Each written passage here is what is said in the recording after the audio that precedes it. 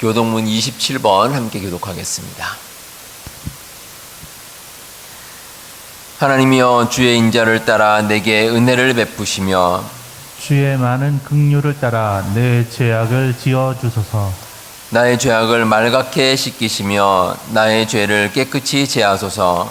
무릇 나는 내 죄가를 아오니 내 죄가 항상 내 앞에 있나이다. 내가 주께만 범죄하여 주의 목전에 악을 행하였사오니 주께서 말씀하실 때 의로우시다 하고 주께서 심판하실 때 순전하시다 하리이다. 내가 죄악 중에서 출생하였으며 어머니가 죄 중에서 나를 잉태하였나이다. 우슬초로 나를 정결하게 하소서. 내가 정하리이다. 나의 죄를 씻어주소서. 내가 눈보다 휘리이다. 하나님이여, 내 속에 정한 마음을 창조하시고 내 안에 정직한 영을 새롭게 하소서. 아멘.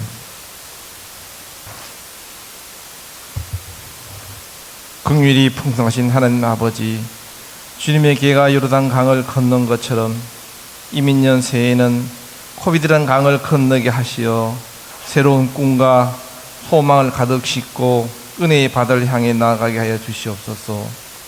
무섭고 사나운 풍랑을 지혜롭게 극복도록 인도하시어 1월의 마지막 항구에 무사히 도착하게 하신 주님의 은혜와 긍휼하심에 감사와 찬송을 드립니다.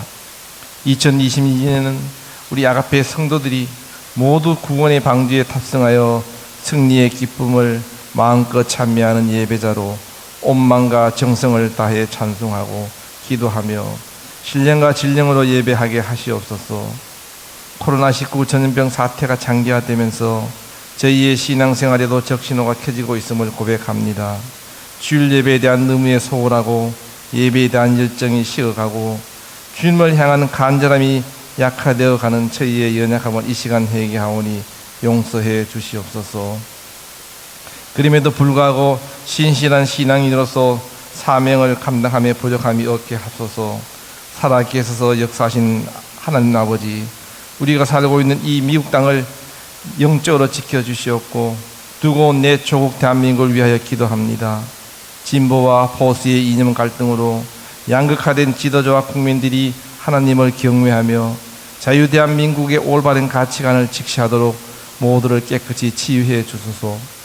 우리를 영원토록 사랑하시는 아버지 하나님, 바른 길로 행하는 자는 걸음이 평안하려니와 굽은 길로 행하는 자는 드러나리라 하셨으니 모든 믿음의 백성들이 항상 바른 길을 행하며 성령의 충만함을 덧입어 간구하는 기도마다 응답하는 한 해가 되게 하소서. 성가대를 비롯하여 보이지 않는 곳에서 헌신하는 모든 손길들을 기억하시어 이들이 헌신의 평강의 은혜를 누리게 하소서. 담임 목사님의 영육을 강건하게 하시고 말씀의 능력과 성령의 은사를 다하여 주소서. 살아계신 하나님 말씀을 생명의 떡으로 공급하실 때마다 갈급한 심령이 해갈되고 한우들이 치유되고 궁핍한 자들이 부유하게 하소서. 모든 믿음의 아가페 성도들이 재정적으로, 관계적으로, 육체적으로, 정신적으로 어려움이 해소되게 하시옵소서. 세상 끝날까지 우리와 함께 하시는 예수 그리스도 이름으로 기도드립니다. 아멘.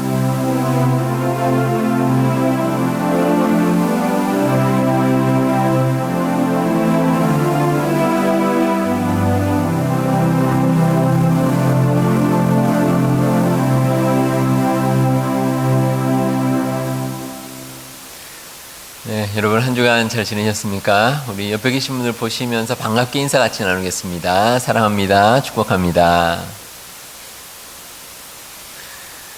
네, 어제 밤부터 오늘 새벽까지 눈이 참 많이 왔습니다. 여러분들 나중에 돌아가실 때 미끄러지지 않으시도록 조심해서 돌아가시기 바랍니다. 우리 현장 예배 들으신 분들 방역지침을 잘 따라주시고 안내 협조 부탁드리겠습니다. 신년 축복 기도회가 이번 주 화요일부터 금요일까지 저녁 8시에 있겠습니다. 꼭 기억해 주시고 많이 참석해 주시기 바랍니다. 교육부 우리 주일학교와 EM은 오늘부터 대면 예배로 드리게 되겠습니다. 이제 학교도 이제 대면으로 하고 오픈을 했기 때문에 우리 교육부와 EM 같이 대면 예배 드리겠습니다. 아가페 아카데미 성령 공부 안내입니다. 2월 2일부터 매주 수요일 저녁 7시부터 8시 30분까지 12주 동안 있게 되겠습니다. 주제는 요한서신이고요. 신청은 1월 30일 다음 주일까지 받고 한 15명 정도로 제가 받도록 하겠습니다. 그리고 강의는 온라인으로 진행되겠습니다. 헌금증명서 신청해 주시기 바랍니다. 안내데스크에는 신청서를 사용해 주시고 기록하신 후에 헌금함에 넣어두시면 되겠습니다.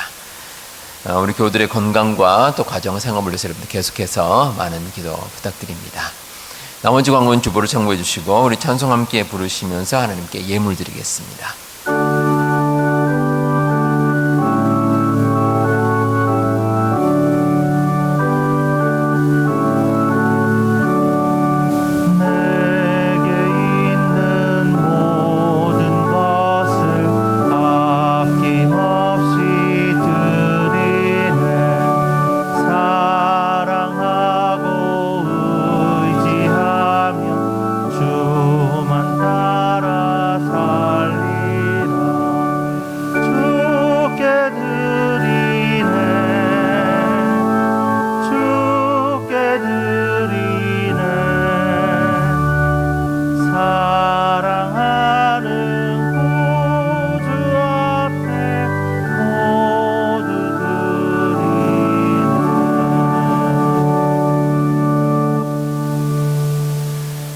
사랑과 은혜가 충만하신 하나님 아버지 감사드립니다.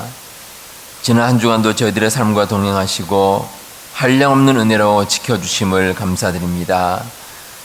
저희들 하나님의 자녀로 삼아주시고 하나님의 나라 백성이 되는 축복을 주시니 또한 감사드립니다.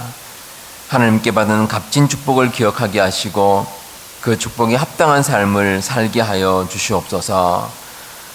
힘든 시간을 보내고 있지만 저희같이 한 현실만 바라보지 않게 하시고 하나님께서 채워주실 놀라운 역사를 바라보며 살게 하여 주옵소서.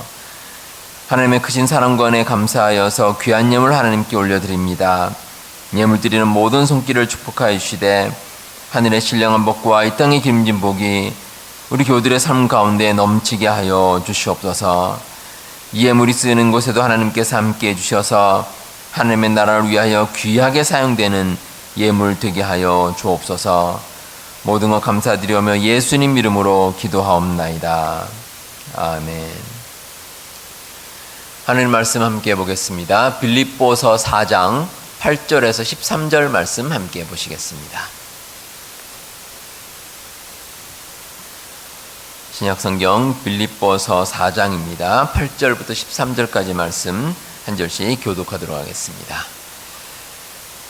끝으로 형제들아 무엇에든지 참되며 무엇에든지 경건하며 무엇에든지 옳으며 무엇에든지 정결하며 무엇에든지 사랑받을 만하며 무엇에든지 칭찬받을 만하며 무슨 덕이 있든지 무슨 기림이 있든지 이것들을 생각하라. 너희는 내게 배우고 받고 듣고 본 바를 행하라. 그리하면 평강의 하나님이 너희와 함께 계시리라. 내가 주 안에서 크게 기뻐함은 너희가 나를 생각하던 것이 이제 다시 싹이 남이니 너희가 또한 이를 위하여 생각은 하였으나 기회가 없었느니라. 내가 궁핍함으로 말하는 것이 아니니라. 어떠한 형편에든지 나는 자족하기를 배웠노나니. 나는 빛에 처할 줄도 알고 풍부에 처할 줄도 알아. 모든 일 곧 배부름과 배고픔과 풍부와 궁핍에도 처할 줄 아는 일체의 비결을 배웠노라. 내게 능력 주시는 자 안에서 내가 모든 것을 할 수 있느니라. 아멘. 성경에 기록된 많은 구절 가운데 특별히 사람마다 개인적으로 좋아하는 성경 구절들이 있습니다. 그 중에 하나가 오늘 말씀이 기록된 13절 말씀입니다. 내게 능력 주시는 자 안에서 내가 모든 것을 할 수 있느니라. 이 구절을 좋아하시는 분들 많이 계십니다. 그런데 이 구절은 우리가 묵상을 하고 해석을 할 때 좀 잘 해야 될 필요가 있습니다. 잘못하면 오해를 낳을 수도 있습니다. 일단 이 13절에 기록된 이 구절을 이 구절만 따로 떼내서 해석하는 것은 그렇게 바람직하지는 않습니다. 13절에 나오는 구절은 앞부분에 나오는 구절들의 어쩌면 결론과도 같습니다. 따라서 13절 말씀이 나오기 전에 그 전에 어떤 구절이 나와 있는지 먼저 한번 자세히 들여다봐야 합니다. 바울은 11절에서 어떤 형편에 처하든지 나는 자족하기를 배웠다, 이렇게 이제 말씀하고 있습니다. 이 복음을 전하면서 다양한 환경에 처했었는데 그런 모든 과정과 모든 상황 가운데서도 적응하는 법을 배웠다는 겁니다. 그리고 이어지는 12절에서는 그 여러 상황에 대해서 언급을 합니다. 배부름과 배고픔과 또 풍부와 궁핍과 이런 여러 가지 상황을 체험을 했는데, 이런 체험을 통해서 바울은 나름대로 삶을 어떻게 살아가야 될지 그 노하우를 발견했다는 겁니다. 그래서 결론적으로 13절에 이르게 됐습니다. 이런 여러 가지 환경을 경험하게 하신 능력의 주님께서 함께 하시기 때문에 나는 어떠한 형편이든지 모든 것을 할 수 있다, 이런 뜻입니다. 따라서 할 수 있다는 말은 적응할 수 있다, 이렇게 해석해도 무방합니다. 또 하나 염두해 주셔야 될 것은 13절 내에도 있습니다. 보통 이제 이 구절을 인용하면서 강조하는 부분이 뒷부분을 많이 강조하는 분들이 있습니다. 그래서 내가 모든 것을 할 수 있다, 이렇게 말씀하시는데 사실은 앞부분이 더 중요합니다. 내게 능력 주시는 자 안에서, 이게 오히려 핵심입니다. 그래서 오늘 말씀의 오늘 설교의 제목도 내게 능력 주시는 자 안에서, 이게 이제 강조가 되어야 됩니다. 주님께서 능력을 주시지 않으면 우리는 아무것도 할 수 없습니다. 능력의 근원은 인간이 아닙니다. 하나님께서 주시는 능력 안에 거해야 그 능력을 받아서 우리는 모든 것을 할 수 있습니다. 이게 핵심입니다. 오늘 말씀 가운데 바울이 이 말씀을 하게 된 배경이 있습니다. 바울은 오늘 말씀을 기록하는 그 배경이 이제 그 로마 감옥에 갇혀 있습니다. 이제 복음을 전하다가 잡혀서 로마 감옥에 있습니다. 이제 감옥에 갇힌 바울이 여러 사람들에게 도움을 받습니다. 요즘도 그렇지만 이제 감옥에 갇힌 사람에게 여러 가지 도움을 줍니다. 흔히 말하는 그 영치금이라 그러죠. 감옥에 갇힌 사람에게 물질적인 도움을 주기도 하고, 또 이제 그걸 통해서 감옥에 있는 사람들이 그래도 좀 여유 있게, 여유까지는 아니겠지만 그래도 힘들지 않게 살아갈 수 있는 그런 환경이 마련됩니다. 근데 바울도 마찬가지였습니다. 특별히 바울을 돕는 교회가 있었는데 빌립보 교회였습니다. 빌립보 교회가 이제 바울을 물질적으로 도왔습니다. 그런데 한동안 그 도움이 끊어졌습니다. 빌립보 교회가 재정적으로 힘들었을 수도 있고, 아니면 어떤 바울에 대한 관심이 사라졌을 수도 있습니다. 이유는 모르겠습니다. 그런데 한동안 바울에게 주는 도움이 끊어졌습니다.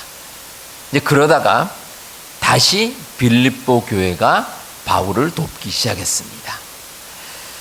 그 내용이 10절에 나옵니다. 근데 바울은 빌립보 교회가 물질적으로 돕는 것 그 자체보다도 이 빌립보 교회와의 관계가 다시 회복되었다라는 것에 대해서 기뻐하고 있습니다. 그래서 이렇게 말합니다. 너희가 나를 생각하던 것이 이제 다시 싹이 났다, 이렇게 얘기를 하면서 그래서 주 안에서 크게 기뻐한다, 이렇게 고백하고 있습니다. 물론 이 바울이 이제 빌립보 교회의 그 물질적인 도움이 끊어지면서 예전보다는 더 힘든 시간을 보냈습니다. 하지만 바울이 계속해서 고백하듯이 그 물질이 끊어졌다고 해서 바울이 힘들지는 않았다는 겁니다. 왜냐하면 지금까지 바울은 풍부한 때도 있었고, 궁핍한 때도 있었고, 배부른 때도 있었고, 배고픈 때도 있었고, 이제 그런 것들이 여러 번 반복됐기 때문에 좀 궁핍하다고 해서 힘들지는 않았다는 겁니다. 지금까지 여러 환경을 통해서 자족하는 법을 배웠고, 주님 안에서 모든 것을 할 수 있다는 것을 지금까지 배워왔기 때문에 아무런 문제가 없었다. 하지만 그래도 빌립보 교회와 다시 교제할 수 있으니 얼마나 기쁜지 모르겠다, 이렇게 이제 고백을 하는 겁니다. 자, 그렇다면 과연 바울이 말하는 이 능력 주시는 자 안에서 할 수 있다, 이게 도대체 어떤 의미를 가지는지 구체적으로 오늘 한번 묵상해 보도록 하겠습니다. 자, 먼저 우리는 영적인 깨달음을 통해서 능력 주시는 자 안에 거할 수 있습니다. 오늘 말씀이 시작되는 8절에 보시면 이 바울이 빌립보 교회 교인들에게 권면의 말씀을 전합니다. 근데 그 내용을 가만히 들여다보면 다 영적인 것들입니다. 참되고 경건하고 정결하고 칭찬받을 만하고 뭐 이런 말씀을 하는데 여기에 세상적이거나 물질적인 내용은 없습니다. 우리가 하나님께서 주시는 그 능력 가운데 거하는 비결이 바로 여기 있습니다. 영적인 부분을 우리의 모든 삶 가운데 우선으로 생각할 때 그때 우리는 능력 주시는 자 안에 거할 수가 있습니다. 어느 심리학 교수가 이런 이야기하는 것을 제가 강의를 들은 적이 있습니다. 사람이 가질 수 있는 행복에 대해서 이분이 이런 그 도식으로 설명을 했습니다. 행복이 무엇이냐? 원하는 것 분에 가진 것. 그렇게 이제 설명을 했습니다. 아마 뭐 수학적, 산술적으로 이렇게 얘기를 한 것 같은데 우리가 원하는 게 있습니다. 근데 원하는 것 분에 분자가 가진 것. 그래서 원하는 것보다 가지는 게 많으면 많을수록 행복의 지수가 커진다. 뭐 이렇게 이제 이야기를 합니다. 근데 이런 도식이 가지는 문제점이 있습니다. 일단 원하는 것이 뭐냐는 겁니다. 원하는 것이 뭐냐. 일반적으로 세상 사람들이 원하는 것은 물질적인 것과 참 많이 관계되어 있습니다. 그래서 뭐 건강도 포함되겠지만 뭐 건강을 비롯해서 비즈니스라든지 직장이라든지 집, 자동차, 자녀들 뭐 이런 많은 것들을 원합니다. 근데 이렇게 많은 것들을 원하는데 그게 우리에게 충족되면 행복할 수 있을까? 꼭 그렇지는 않은 것 같습니다. 왜냐하면 우리가 가지는 것이 늘어나면 늘어날수록 원하는 것도 똑같이 늘어나게 되어 있습니다. 참 희한합니다. 우리가 어떤 원하는 게 있습니다. 여러분도 한번 생각해 보시기 바랍니다. 과거에 우리가 원했던 게 있습니다. 내가 원한 게 있습니다. 그런데 그게 충족이 됐습니다. 가질 수 있었습니다. 자, 그러면 그걸 가졌다고 해서 그 행복이 영원히 지속이 됩니까? 그렇지 않습니다. 희한하게도 사람이 뭔가를 가지면 그러면 원하는 것이 더 늘어납니다. 원하는 게 늘어나기 때문에 결국은 이 행복 지수가 크게 늘어나지는 않는다는 겁니다. 옛날 속담에도 그런 말 있죠. 말 타면 종 두고 싶다. 그런 속담이 있습니다. 한참 걸어가다가 너무 피곤합니다. 그래서 말을 타서 참 편안하게 됐는데 근데 편안함이 오래가지 않습니다. 이 말을 타면 이 종을 두고 싶다는 겁니다. 그게 사람의 마음입니다. 옛날에 어느 기자가 미국의 최고 부자 가운데 한 사람에게 질문을 했습니다. 돈이 참 많은 사람입니다. 당신은 도대체 얼마나 있으면 만족을 하시겠습니까? 그러니까 이분이 하는 말이 지금 있는 것에서 조금만 더 있으면 만족하겠습니다. 끝이 없다는 겁니다. 이게 이제 사람의 생각입니다. 그래서 우리 그리스도인들은 우리의 삶에 대한 패러다임을 바꾸는 것이 필요합니다. 이 뭔가 극적인 전환이 있어야 됩니다. 오늘 말씀에 나오는 바울의 고백처럼 자족할 수 있는 삶, 스스로 만족할 수 있는 삶, 이런 삶이 필요합니다. 그리고 더 나아가서 영적인 것에 가치를 두는 삶입니다. 아무리 물질적으로 좋은 것이 있을지라도 사람은 그것을 원하고 그것을 가지게 되면 더 나은 것을 원하게 돼 있습니다. 마치 목이 마를 때 바닷물을 마시면 순간적으로는 갈증이 해소될 수 있습니다. 그러나 그 해소된 갈증이 오래가지 않습니다. 곧 목이 다시 마릅니다. 그게 우리의 삶입니다. 하지만 영적인 가치는 다릅니다. 성경에서는 우리에게 이 진리를 분명히 말씀하고 있습니다. 이사야 55장 1절에 보시면 너희 모든 목마른 자들아 물로 나오라. 돈 없는 자도 오라. 너희는 와서 사 먹되 돈 없이 값 없이 와서 포도주와 젖을 사라. 이렇게 말씀하고 있습니다. 하나님께서 우리에게 은혜를 주시는데 그 은혜는 거저 주는 은혜입니다. 값 없이 그냥 공짜로 주시는 은혜입니다. 그리고 예수님께서도 요한복음 4장 13절과 14절에 이렇게 말씀하십니다. 이 물을 마시는 자마다 다시 목마르려니와 내가 주는 물을 마시는 자는 영원히 목마르지 아니하리니 내가 주는 물은 그 속에서 영생하도록 솟아나는 샘물이 되리라. 우리가 물을 마시면 그 물을 마신다고 해서 영원히 갈증이 해소되는 것이 아닙니다. 근데 예수님께서 우리 삶의 주인이 되시면, 그래서 예수님께서 주시는 영생의 물을 마시면 우리는 영원히 목마르지 않는 삶을 살아갈 수 있습니다. 우리가 믿음을 가지고 신앙생활합니다. 하나님께 나와서 예배드리고 세상에서 주님의 자녀로 이 세상을 살아갑니다. 저는 이러한 신앙생활의 모든 과정을 하나님께 삶의 의미를 두는, 그것을 배워나가는 과정이다, 이렇게 표현하고 싶습니다. 우리의 삶이 세상적이고 물질적인 것만을 추구하는 것이 아니라 진정으로 가치 있는 영적인 것을 추구하는 삶이 올바른 삶입니다. 바로 이 깨달음이 있으면 우리는 능력 주시는 자 안에 거할 수 있습니다. 우리의 참된 능력은 오직 주님 안에 있다는 것, 여러분들 이 사실을 꼭 기억하고 살아갈 수 있기를 바랍니다. 다음으로 능력 주시는 주님은 우리 삶의 수단이 아닌 목적이 되어야 할 것입니다. 우리 주님께서는 우리의 삶의 수단이 아닙니다. 다시 말해서 우리가 세상에서 무엇을 얻기 위해서 주님을 이용하는 것이 아닙니다. 그러한 삶이 참된 신앙이 아닙니다. 우리 주님께서는 우리와 함께 하시는 분입니다. 그냥 우리와 동행하시고 우리의 모든 것이 되시고 우리를 인도하시는 분이 우리 하나님이십니다. 만약에 우리가 하나님 우리의 삶의 수단으로 생각한다면 아마 우리가 어떤 것을 가져도 만족하지 못할 겁니다. 왜냐하면 더 달라고 하기 때문에. 우리 하나님을 수단으로 생각하고 더 많은 것을 요구하기 때문에 그런 삶에 참된 만족이 없습니다. 하나님과 우리의 관계는 이해관계가 아닙니다. 우리가 흔히 말하듯이 give and take 이런 관계가 아닙니다.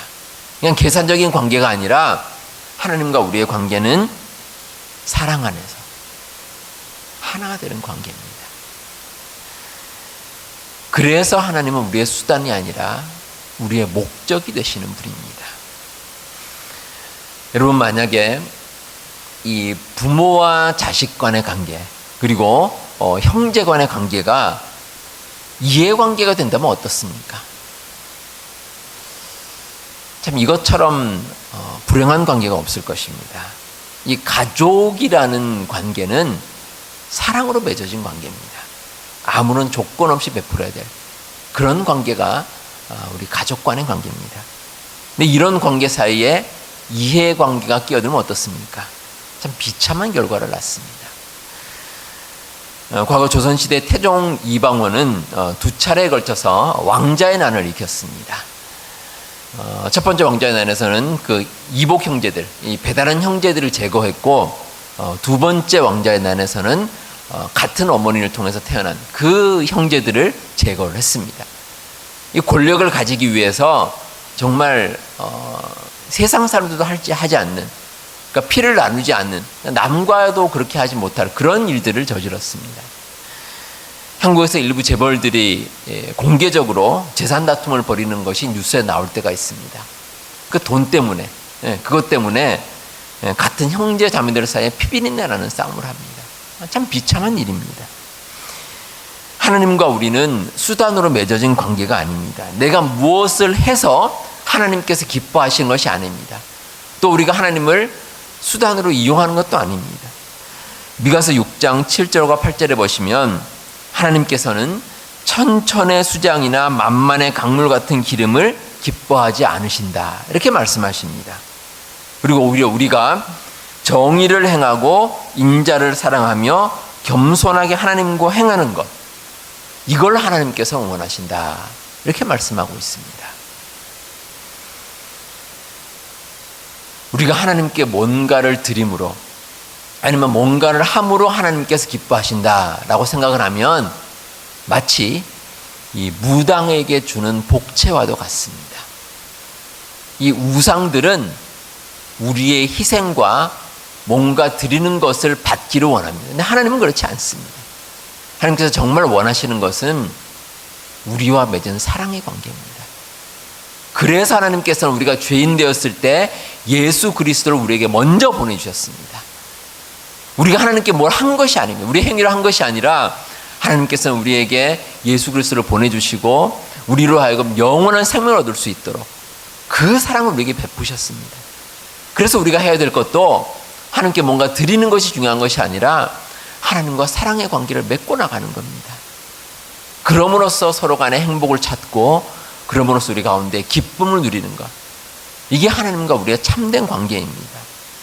그리고 그 관계 가운데 우리는 능력의 주님을 체험할 수 있습니다. 우리 성도 여러분, 우리가 살아가는 과정 가운데 우리 주님과 올바른 관계를 맺으면 우리에게 능력이 있습니다. 이 믿음 가지시고 우리 주님과 선한 관계를 맺고 사는 우리 성도님들 다 되시길 바랍니다. 마지막으로 우리는 능력 주시는 자 안에 거할 때 우리의 모든 삶이 온전히 살아갈 수 있습니다. 바로 오늘 말씀 가운데서 능력 주시는 자 안에서라고 말합니다. 능력 주시는 자 밖이 아닙니다. 능력 주시는 자 안에서. 그 안에서 우리의 삶이 온전히 세워질 수 있다는 것입니다. 요한복음 15장에 예수님께서 말씀하신 포도나무와 가지 비유가 있습니다. 예수님께서는 스스로 포도나무라고 말씀하시고 또 우리를 가지라고 말씀하셨습니다. 그리고 그 비유에 대해서 요한복음 15장 4절과 5절에서 이렇게 말씀하십니다. 내 안에 거하라. 나도 너희 안에 거하리라. 가지가 포도나무에 붙어있지 아니하면 스스로 열매를 맺을 수 없음같이 너희도 내 안에 있지 아니하면 그러하니라. 나는 포도나무요 너희는 가지라. 그가 내 안에 내가 그 안에 거하면 사람이 열매를 많이 맺나니 나를 떠나서는 너희가 아무것도 할 수 없습니다. 가지가 나무에 붙어있지 않으면 의미가 없습니다. 열매를 맺지 못합니다. 우리가 믿는다는 것은 우리 주님이라는 그 나무에 우리가 붙어 있는 겁니다. 근데 세상 사람들은 그렇지 않습니다. 나무에서 떨어져 있습니다. 그럼에도 그것이 무엇이 문제인지도 깨닫지 못하고 살아갑니다. 나무에 붙어야 한다는 것, 이 의미를 깨닫지 못합니다. 그래서 삶 가운데 참된 만족을 누리며 살 수가 없는 것입니다. 참된 기쁨이 없습니다. 제가 목회를 하면서 만난 여러분들이 있습니다. 근데 그 중에서 몇몇 분들은 참 잊지 못할 분들이 계십니다. 제가 한 번은 나이 아주 지긋하신 분을 한번 만난 적이 있습니다. 이분이 이제 교회에 처음 나오셨습니다. 정말 나이가 많으신데 처음 교회에 출석하신 겁니다. 그 제가 이제 신방을 갔는데 이분과 이제 이런저런 얘기를 나누면서 이분이 이제 이런 말씀하셨습니다. 제가 이럴 줄 알았으면 좀 더 젊었을 때 교회 다녔으면 참 좋을 뻔했습니다. 이런 말씀을 저에게 하셨습니다. 아마 이제 뭐 나이가 들어서 믿음 가지고 신앙생활 하는 것이 좀 아쉽다는 그런 표현이셨습니다. 그래서 제가 그분께 그런 말씀 드렸습니다. 그래도 지금이라도 믿음 가지시고 신앙생활 하시니 얼마나 잘된 일인지 모르겠습니다. 이렇게 이제 말씀을 드렸습니다. 사실 제가 그분을 위로해드리기 위해서 드린 말씀이 아니라 정말 제 마음이 그랬습니다. 그래도 이분이 이제 돌아가시기 전에 참된 가치를 깨닫고 신앙생활 하시게 된 게 얼마나 기쁜지 모르겠다. 그렇게 제가 말씀을 드렸습니다. 근데 이분이 사실 한평생 사시면서 세상에서 이룬 것들이 있습니다. 그런데 그분 말씀이 뭔가 그래도 이뤄놨는데 거기서는 참된 만족이 없더라는 겁니다. 이 나이가 들고 보니 그게 무슨 소용이 있나 이런 생각이 들더랍니다. 그리고 신앙생활을 시작하게 됐는데 믿음을 가지면서 인생을 새롭게 돌아보게 되었고, 또 내가 세상에서 이룬 것, 가진 것이 중요한 것이 아니라 정말 신앙 가운데 있는 것이 얼마나 소중한가, 참된 의미를 깨닫고 이제는 정말 보람 있는 하루하루를 살게 되었다, 이런 말씀을 하셨습니다. 우리 성도 여러분, 세상에서 우리의 눈에 보이는 것이 전부가 아닙니다. 우리의 삶의 진정한 만족과 행복은 우리 주님과 동행하는 데 있습니다. 그리고 그 가운데 우리는 주님의 능력을 체험할 수 있습니다. 우리 성도 여러분, 이 원리를 기억하시고 우리 능력 안에, 우리 주님의 능력 안에 날마다 승리하는 삶을 살아가시는 우리 모든 성도님들 다 되시기를 바랍니다. 기도하겠습니다. 하나님 아버지, 감사합니다. 우리로 하여금 예수 그리스도를 알게 하시고 이 세상에서 참된 의무와 가치를 깨달으며 살게 하심을 감사드립니다. 날마다 우리에게 능력 주시는 주님과 동행하는 삶을 살게 하여 주시옵소서. 영적인 가치의 소중함을 깨닫게 하시고 능력 주시는 자 안에서 모든 것을 할 수 있다는 그 믿음 가운데 거하는 우리 모두의 삶이 되게 하여 주시옵소서. 아가페교회 모든 교우들 지켜주옵소서. 하루하루 살아가면서 하나님께 더욱더 나아가는 삶을 살게 하시고 우리 하나님의 축복 가운데 거하는 삶을 살게 하여 주시옵소서. 특별히 하나님께 간절히 기도하는 심령들을 붙들어 주시고 우리 하나님께서 모든 삶 가운데 함께 해주셔서 이 세상을 담대하게 살아가는 우리 모든 교우들 되게 하여 주시옵소서. 모든 말씀 예수님 이름으로 기도하옵나이다. 아멘. 다 같이 마지막 찬양 하나님께 드리겠습니다.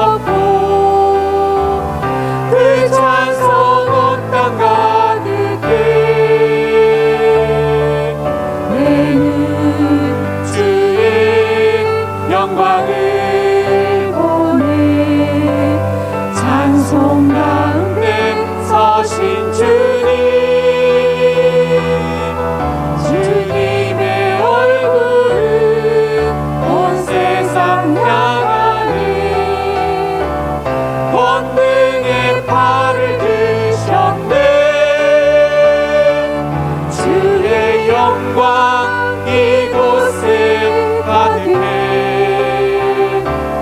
우리 손에 주님과 함께 찬양하며 우리는 전진하리 모든 열방 주 볼 때까지.